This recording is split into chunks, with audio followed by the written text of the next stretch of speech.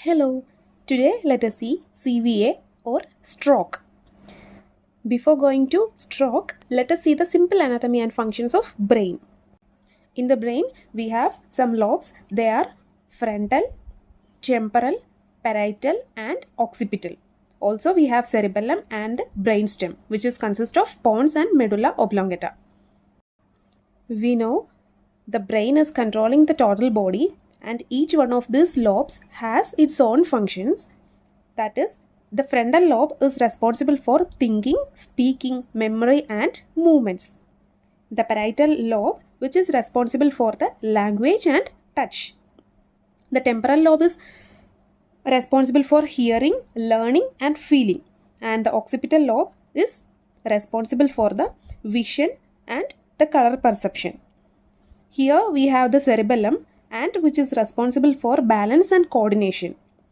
We have brain stem here which is consist of pons and medulla oblongata. These are controlling our respiration, heart rate and the temperature.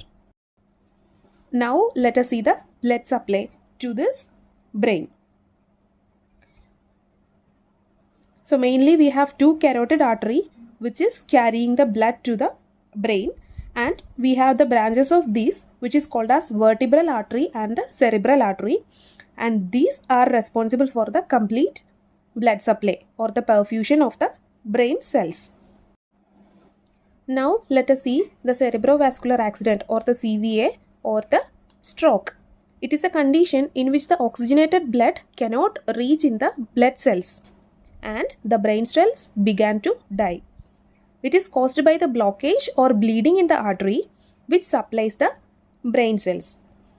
This affects the function of the brain cells, and according to the place of the damage, the symptoms will occur. Now let us see the types of stroke or CVA. According to the cause, we can divide the stroke into two, that is ischemic stroke or a hemorrhagic stroke. Ischemic stroke is nothing but the blood clot or an embolism which block the arteries which supplies the brain cells. So the oxygenated blood will not reach the brain cells and it may die. This could be due to atherosclerosis or hyperlipidemia. In this condition, the fat could be accumulated in the vessels and the blood supply will reduce or blood supply will block completely. In hemorrhagic stroke, the bleeding in the brain due to break in blood vessels leads no perfusion. So here a breakage of blood vessel can occur and the sufficient amount of blood is not reaching the brain cells. Also, it causes excessive swelling in the brain cells or the surrounding cells and it stops the function of brain cells. It could be mostly due to accelerated hypertension in the case of aneurysms. Aneurysm is nothing but the enlargement of arteries and there is an increased chances of a rupture. Now let us see the risk factors. They are hypertension, diabetes, stress, physical inactivity, obesity, oral contraceptives, atherosclerosis, aneurysm of brain, family history or the aged or the elderly people. Now let us see the signs and symptoms of stroke. The symptoms will be sudden and it needs immediate action to save the brain cells, because if there is lack of oxygenated blood to the brain cells, it will die within 5 minutes and this will be irreversible. So according to the place of the damage, the signs and symptoms will differ. But I'll explain some common signs and symptoms like aphasia. Aphasia is the unable to speak or language disturbances. These are two types, that is receptive and expressive. In receptive aphasia, the patient unable to comprehend words or speech. So there is difficult to understand even the written words. The receptive aphasia mostly occurs during the problem in the vernix area, that is in the frontal lobe. Now let us see the expressive aphasia. Here the patient can comprehend the speech but he is unable to respond back to the speech. This is due to the problems in the Broca's area which is situated in the temporoparietal lobe.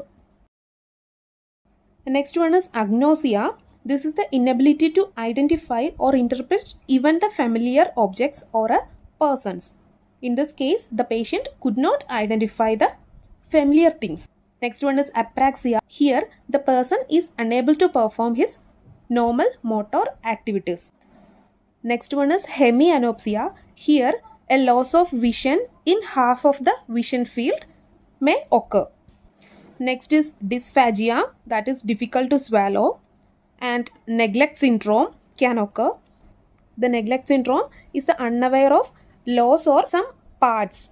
In this case, the patient may neglect some objects or the parts of his body.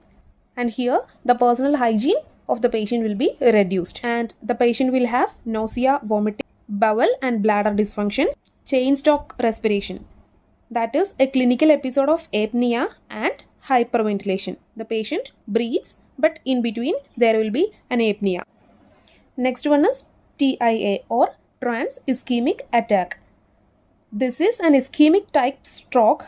Here, a blockage or mini stroke is happening and the body shows some warning signs. The signs will be similar to the stroke and this will last for only some minutes to hours. And then it normally resolves. Let us see the diagnostic evaluation, that is CT scan, MRI, EEG and arteriography. Now let us see the management. The management will be different for ischemic and hemorrhagic stroke. In ischemic stroke, normally anticoagulants, antiplatelets and thrombolytics may be given. The drug of choice will be aspirin and streptokinase. And the symptomatic management includes anticonvulsants and diuretics.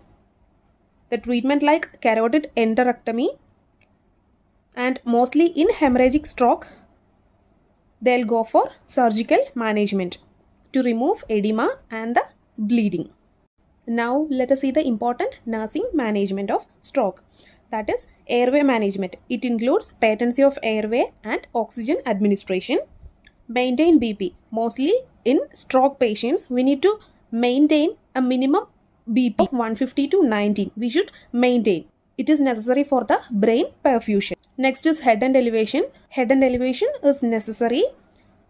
It's up to 30 to 45 degree. It is necessary to maintain the airway and also to reduce the ICP. Usually, the stroke patients will have increased ICP. To reduce that, we need to maintain the head and elevate it. Patient will have bowel and bladder incontinence, so Foley's catheterization is necessary. Administration of fluids and medications, and also keep the belongings of the patient in the unaffected area, because we have already discussed about hemianopsia, the loss of vision of one half of the vision field. I hope you understand this video. If you like the video, please like, share and comment. Also, don't forget to subscribe my channel and press the bell button. Thank you.